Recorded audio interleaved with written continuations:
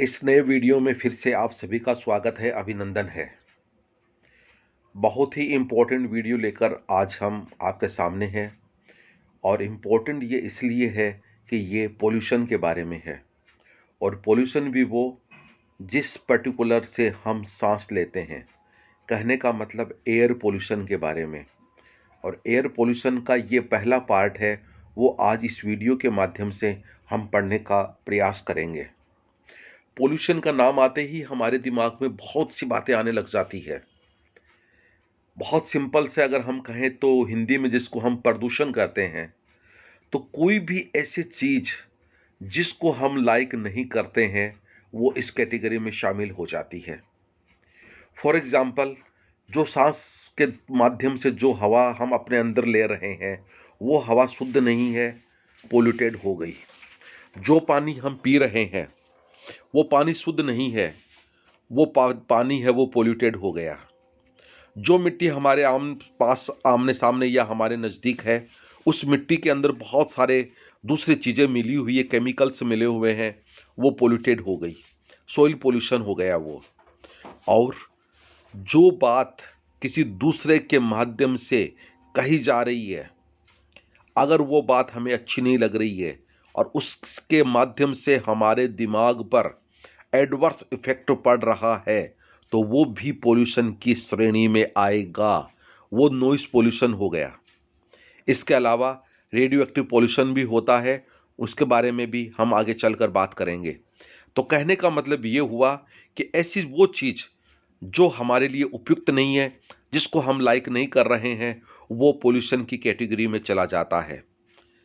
अलग अलग पॉइंट के माध्यम से हम एयर को पढ़ने का प्रयास करेंगे, वाटर को पढ़ने का प्रयास करेंगे और दूसरे जो और आपके कोर्स में है, उनको पढ़ने का हम प्रयास करेंगे कि आखिर पॉल्यूशन होता क्या है, किस तरह से ये फैलता है, इसके प्रभाव क्या होते हैं और ये किस माध्यम से कंट्रोल किया जाता है।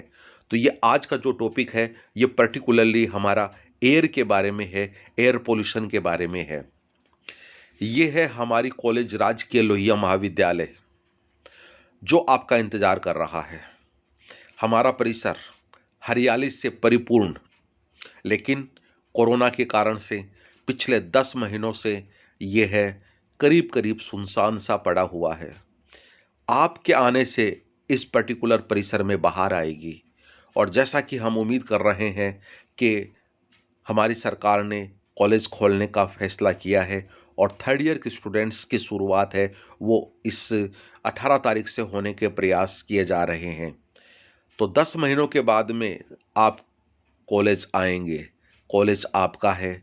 निश्चित रूप से जो चीज़ आपको क्लासरूम में बैठकर जो आप सुनेंगे, देखेंगे, समझेंगे, वो उसका कोई भी अल्टरनेट है वो नहीं है।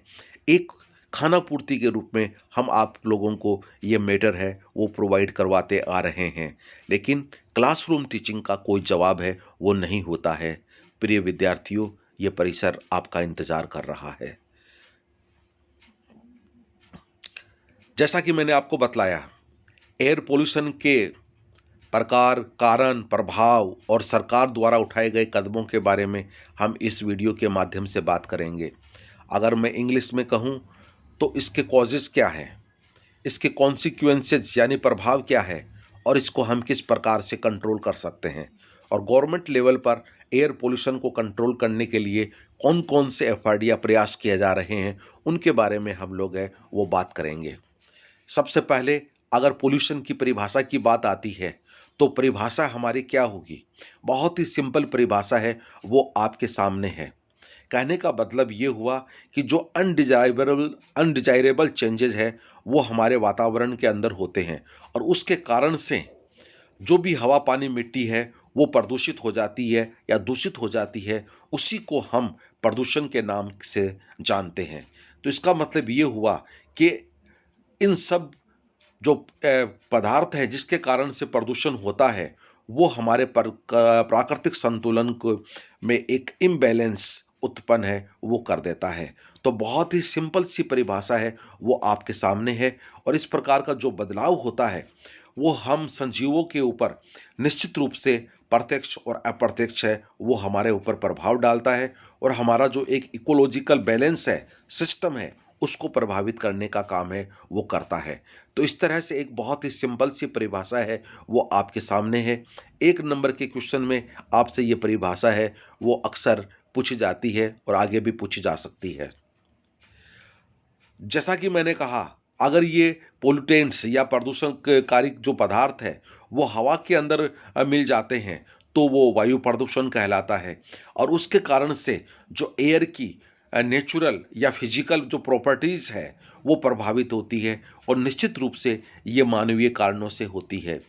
एयर पोल्यूशन मुख्य रूप से carbon dioxide, carbon acid, nitric acid, जल और दूसरे जो केमिकल्स हैं उनके माध्यम से होती है।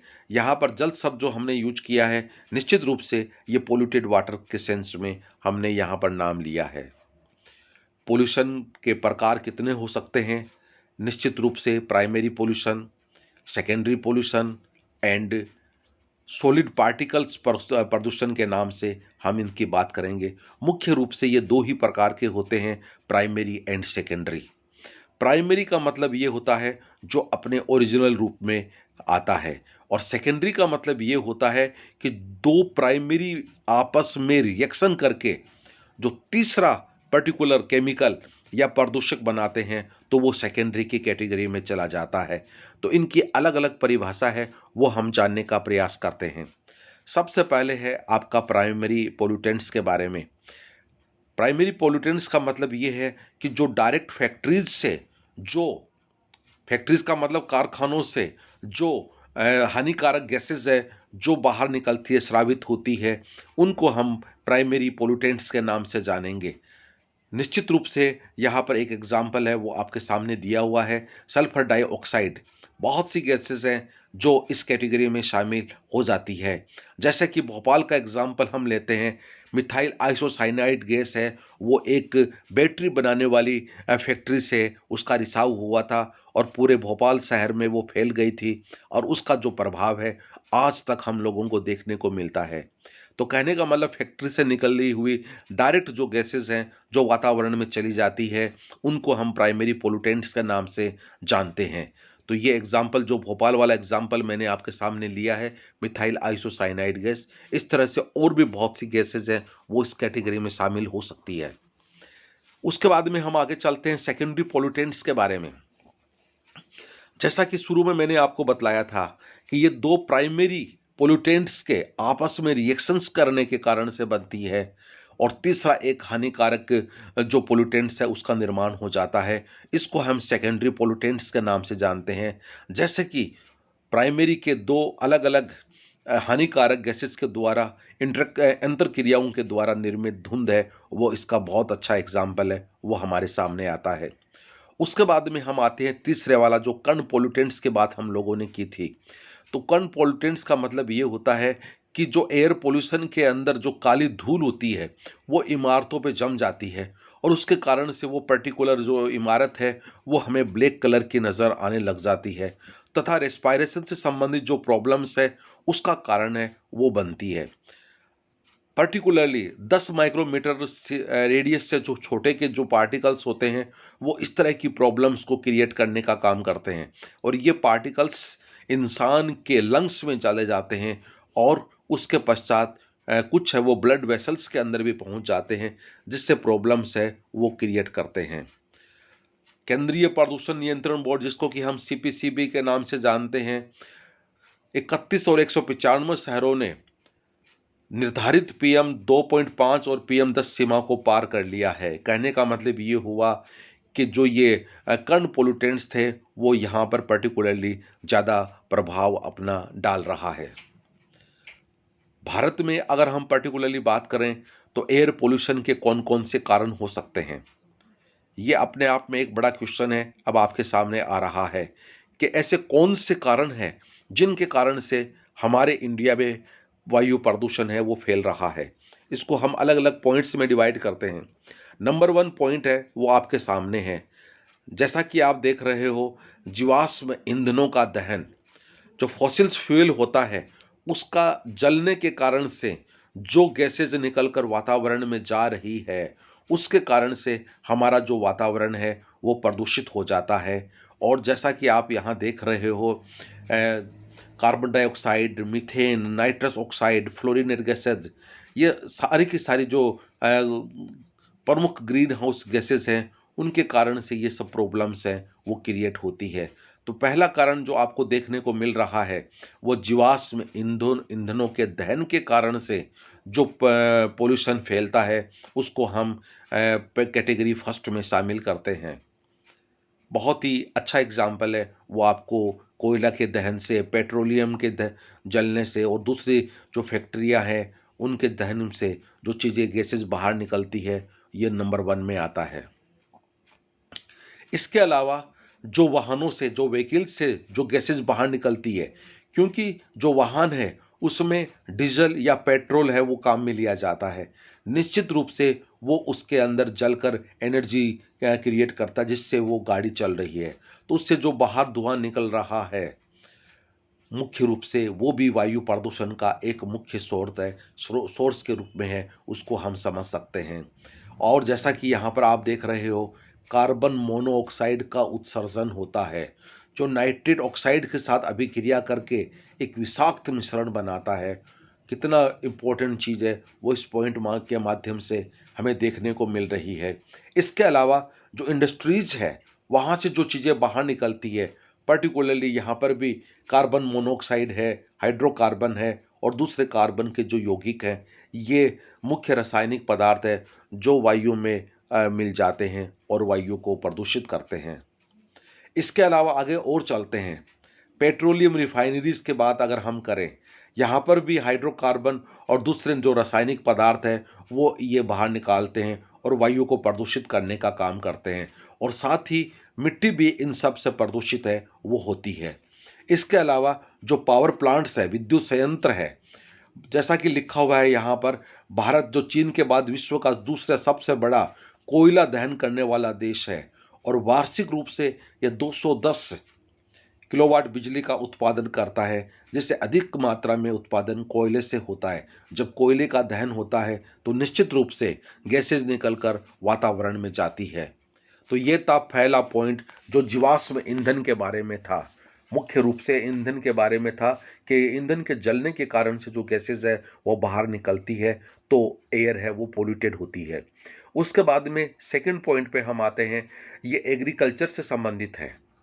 और एग्रीकल्चर में आपने बहुत ही अभी रिसेंटली सुना होगा कि जैसे कि पर्टिकुलरली पंजाब के अंदर जो किसान है, वो अपने पराली पराली का मतलब ये कि फसल काटने के पश्चात जो स्टेम या दूसरे प्लांट्स के रूट्स और लीफ जो ड्राइड हो गई है, मुख्य रूप से यहाँ हम स्टेम की बात करेंगे, तो उनको वो इकट्ठा करके जलाते हैं। जलाने से क्या है कि धुएं के रूप में वातावरण में एक धुंध सी छा जाती है। और पंजाब के पास में दिल्ली है, दिल्ली और एनसीआर का जो क्षेत्र है, वहाँ पर एयर पोल्यूशन में काफ़ी वृद्धि है वो हुई है और सुप्रीम कोर्ट तक को भी इसमें हस्तक्षेप है वो करना पड़ा है। इसके अलावा फसलों के ऊपर केमिकल का स्प्रे किया जाता है, इंसेक्टिसाइड का, पेस्टिसाइड्स का, कि ताकि उनको वो कीड़े और वगैरह है वो नहीं लगे।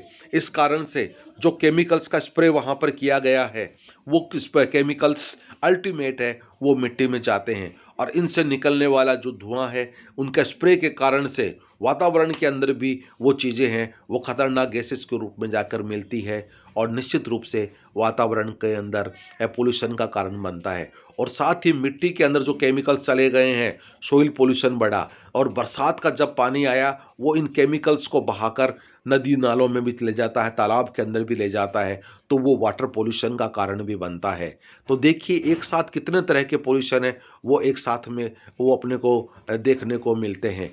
तो इस तरह से ये एग्रीकल्चर से संबंधित जो गतिविधियां हैं, जो एक्टिविटीज़ हैं, उनके कारण से ये पोल्यूशन है वो देखने को है वो मिलता है। उसके बाद में 3 नंबर के पॉइंट में हम आते हैं, जो खनन गतिविधियां हैं, जो खनन का काम होता है, जो माइनिंग का काम होता है, जिसके कारण से पृथ्वी के नीचे जो खनिज लवण पाए जाते हैं, उनको निकालने के लिए जो खुदाई की जाती है, उसके दौरान भी वायु में धूल और रासायनिक पदार्थ है वो निर्मुक्त होते हैं और व्यापक पैमाने पर एयर पोल्यूशन का या एयर पोल्यूटेंट्स का है कारण है वो बनते हैं। तो खनन गतिविधियों के कारण से भी एयर पोल्यूशन को बढ़ावा मिलता है। उसके बाद में नेक्स्ट पॉइंट पे हम आते हैं इंडोर वायु प्रदूषण के कारण से। इंडोर का मतलब ये हुआ इनसाइड, घरों के अंदर समझ लीजिए, फैक्ट्री के अंदर समझ लीजिए, और किसी कैंपस जो बिल्डिंग है उसके अंदर समझ लीजिए। तो वहाँ पर जैसे सफाई के दौरान केमिकल्स का यूज किया गया या उसके इनसाइड जो पेंट वगैरह किए गए, उनसे भी विषाक्त रसायन है जो पदार्थ है उनका वायु में उत्सर्जन होता है और ये पोल्यूशन को बढ़ावा मिलता है और इंडोर वायु प्रदूषण का कारण है वो इसके कारण से होता है। निश्चित रूप से आप लोगों ने और हम लोगों ने फील किया है कि किसी पर्टिकुलर मकान के अंदर जब हम पेंट करवाते हैं और उस मकान में जब हमारी एंट्री होती है तो हमें अजीब तरह की स्मेल है वो आती है, क्योंकि उन पेंट्स के माध्यम से जो रासायनिक पदार्थ हवा में निकले हैं वो हमारे अंदर जा रहे हैं और जिसके कारण से मुझे हमें वहाँ का जो वातावरण है वो बहुत ही अजीब है वो नज़र आता है। नेक्स्ट पर आ जाइए, जिसको हम धूल युक्त तूफान के बारे में जो शब्द है वो यूज किया गया है और जैसा कि यहाँ पर लिखा गया है यह भी एयर पोल्यूशन का एक इम्पोर्टेंट रोल है वो इसके द्वारा होता है और ये वर्ल्ड के अंदर बीमारियों के प्रसार में वृद्धि करने वाले जो हानिकारक कण कण है वो इसके अंदर हो सकते हैं। फॉर एग्जाम्पल के तौर पे जो बात यहाँ पर लिखी गई है वो यही लिखी गई है कि धरातल पर पाए जाने वाले जो वायरस जीवाणु है वो वायु में उड़ा दिए जाते हैं और ये अम्लीय वर्षा अथवा शहरी धुंध के माध्यम से फैलते हैं। तो कहने का मतलब ये हुआ कि ये भी वायु प्रदूषण या एयर पोल्यूशन का जो कारण है वो बनते हैं। 5 नंबर पॉइंट पर हम लोग पहुंच गए हैं। उसके बाद में हम आते हैं 6 नंबर पॉइंट पे। 6 नंबर पॉइंट का मतलब है कि आपने और हमने सुना है जंगलों में कई बार बहुत से कारणों से आग लग जाती है। ये आग नेचुरल भी हो सकती है, ये आग मानवीय भी हो सकती है। प्राकृतिक आग से मतलब है जैसे बिजली का चमकना, और वो बिजली आकर किसी पर्टिकुलर जंगल या पेड़ पर गिर जाती है तो वहाँ पर आग लग जाती है और आग लगने से पूरा जंगल का जंगल है वो नष्ट हो जाता है। कई बार ये आग महीनों महीनों चलती रहती है। अभी रिसेंटली ऑस्ट्रेलिया के बारे में आपने सुना होगा। और मानवीय कारण तो निश्चित रूप से होते हैं कि मानवीय एक्टिविटी के कारण से आग लग जाना और फिर पूरा का पूरा जो फॉरेस्ट है या जंगल है वो नष्ट हो जाना और उसके माध्यम से जो धुआं ऊपर की तरफ जा रहा है उसमें बहुत सारे जो पर्टिकुलेट यानी धूल युक्त जो कण होते हैं वो भी प्रदूषण का कारण बनते हैं और जब वो हवा मानव के जो रेस्पायरेटरी सिस्टम में जाता है तो बहुत ही नुकसानदायक होता है। तो कहने का मतलब ये हुआ कि एयर पोल्यूशन का कारण है वो फॉरेस्ट फायर के कारण से भी होता है। बहुत इंपॉर्टेंट पॉइंट फिर से आपके सामने है, जंगलों का नष्ट करना, डिफॉरेस्टेशन।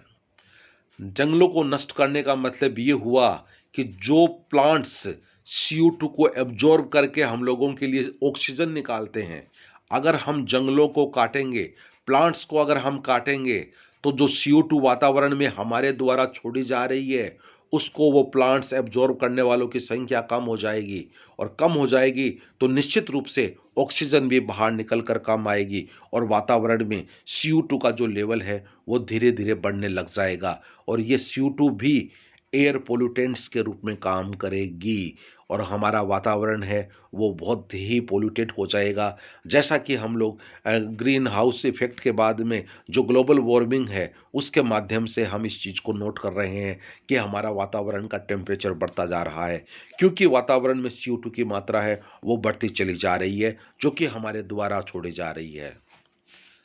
8 नंबर के पॉइंट पे आ जाइए, अपशिष्ट पदार्थ। अपशिष्ट पदार्थ का यानी लैंडफिल का मतलब ये है कि जहाँ पर कचरा डाला जाता है, सिंपल वे में कचरा भराव क्षेत्र, जहाँ पर बहुत सारा कचरा अलग अलग क्षेत्रों से कलेक्ट करके गिरा दिया जाता है, वहाँ से मीथेन गैस उत्पन्न होती है। और मीथेन का मतलब जैसा कि हम जानते हैं ये बहुत ही इम्पोर्टेंट ग्रीन हाउस गैस के साथ साथ हमारे रेस्पिरेटरी सिस्टम को प्रभावित करने में इम्पोर्टेंट रोल प्ले करती है। कहने का मतलब ये हुआ कि ये सिचुएशन हम लोगों के लिए बहुत ही खतरनाक सिद्ध हो सकती है, घातक सिद्ध हो सकती है। इसलिए इस जो लैंडफ़िल वाला जो कचरा भराव क्षेत्र है, ये पर्टिकुलरली एक जगह पर इस तरह से नहीं होना चाहिए। या तो इसको हम जलाना चाहिए या दूसरे माध्यम से इसको बहुत जल्दी नष्ट करना चाहिए, ताकि इस तरह की सिचुएशन है वो हमारे सामने नहीं आए। 9 नंबर पॉइंट पे आ जाइए, इलेक्ट्रॉनिक अपशिष्ट। इलेक्ट्रॉनिक अपशिष्ट का मतलब सिंपल सा है कि जो वायर है और जो इलेक्ट्रिक के दूसरे जो अपशिष्ट या इलेक्ट्रॉनिक घटकों के दहन के माध्यम से जो अपशिष्ट या अनुचित जो जलने से उनके जो गैस बाहर निकलती है, वो भी वातावरण को नुकसान पहुंचाने का काम करती है। आप एक वायर को जला के देख लीजिए, किस तरह की स्मेल उसके अंदर आती है। और दूसरे जो इलेक्ट्रिक मटेरियल्स हैं, उनको जला के आप लोग देख लीजिए, बहुत ही अजीब स्मेल है, वो हम लोगों को महसूस होती है। तो ये जो गैस जा रही है, ये भी हमारे वातावरण को पोल्यूटेट करने का काम करती है। नेक्स्ट पॉइंट पर हम आ रहे हैं रेडियो एक्टिविटी के बारे में। रेडियोधर्मी जितने भी पदार्थ होते हैं, उनसे एल्फा बीटा गामा जो रेडिएशंस है वो निकलती रहती है। और ये हमारे पृथ्वी पर रहने वाले जितने भी सजीव हैं, उनके लिए बहुत ही हानिकारक होती है। इसके अलावा जो भी आणविक और परमाणु जो विस्फोट होते हैं, जो हथियारों के काम में लिए जाते हैं, उनसे भी बहुत हानिकारक रेडियोधर्मी पदार्थ है वो निकलते हैं, और ये हमारे वातावरण को प्रदूषित करने का काम करते हैं। चेरनोबिल की परमाणु दुर्घटना, चेरनोबिल रूस का एक शहर है, वहाँ पर परमाणु विस्फोट हुआ था और वहाँ पर दुर्घटना घटित हुई थी, और वो जो रेडिएशंस निकली थी वो पूरे वातावरण में फैल गई थी। उसका प्रभाव भी आज तक देखने को मिल रहा है। तो जो रेडियो एक्टिव मटेरियल्स हैं, तो उनसे निकलने वाली जो हानिकारक विकिरणें हैं, ये भी हमारे वातावरण को नुकसान पहुँचाने का काम करती है। नेक्स्ट पॉइंट में आप आइए, पर्टिकुलरली यहाँ पर केमिकल्स के बारे में बतलाया गया है, रासायनिक पदार्थों एवं विलायकों के द्वारा। बहुत ही इम्पोर्टेंट पॉइंट है, और हम अक्सर देखते हैं कि जो रबर पे है, पेंट है, प्लास्टिक है, इनके अंदर भी बहुत हानिकारक जो केमिकल्स है वो मिक्स किए जाते हैं, मिलाए जाते हैं। और इनका जो यूज है वो भी हम लोग बहुत अच्छी तरह से देखते हैं, और हमारे आसपास इनका यूज है वो काफ़ी है, वो पर्याप्त देखने को हम लोगों को मिलता है। और इनके जो वाष्पीकरण होता है, जो पेंट्स को मान लीजिए खुला छोड़ दीजिए, और उसके बाद में उसके अंदर जो भी विलायक है वो उड़कर जब हवा में जा रहा है, तो हमारे आसपास के वातावरण को पोल्यूटेट करने का वो काम है वो कर रहा है। तो डियर स्टूडेंट्स, ये जितने भी कारक हम लोगों ने देखे हैं, उसके बाद में अगले वाले पॉइंट पे आ जाइए। जो विकसित देशों की जो निर्यात सामग्री है, जो पर्टिकुलरली जो डेवलप्ड कंट्रीज़ है, और जो ऑब्वियसली बहुत सारी वस्तुओं का वो आयात और निर्यात है उनके माध्यम से होता है। और जो घटिया सामग्री होती है उनके जैसे मशीन के अंदर या दूसरी चीज़ों के अंदर जो काम में ली जाती है, और जो डेवलप्ड कंट्रीज़ है वहाँ से वो विकासशील देशों को भेज दी जाती है। और उनके माध्यम से, कहने का मतलब, जितने भी प्रतिबंधित घातक रासायनिक पदार्थ होते हैं वो सस्ते दामों पर या दान में दे दिए जाते हैं, जो मुख्य कारण बनते हैं। फॉर एग्ज़ाम्पल मान लीजिए कोई एक विकसित देश है और दूसरा जो गरीब देश है, तो गरीब देश को विकसित देश के द्वारा जो मटेरियल सप्लाई किया जाएगा वो निश्चित रूप से कम दाम पर, क्योंकि उसके लिए तो वो उसकी जो क्वालिटी है वो बहुत हल्की हो गई है, तो हल्की होने के कारण से वो कम दाम पर उसको बेच दिया जाता है। और हल्की क्वालिटी होने के कारण से उन पर्टिकुलर जो भी मटेरियल्स हैं उनसे हानिकारक जो गैसेज है वो निकलती है और वायुमंडल को पोल्यूटेट करने का काम करती है।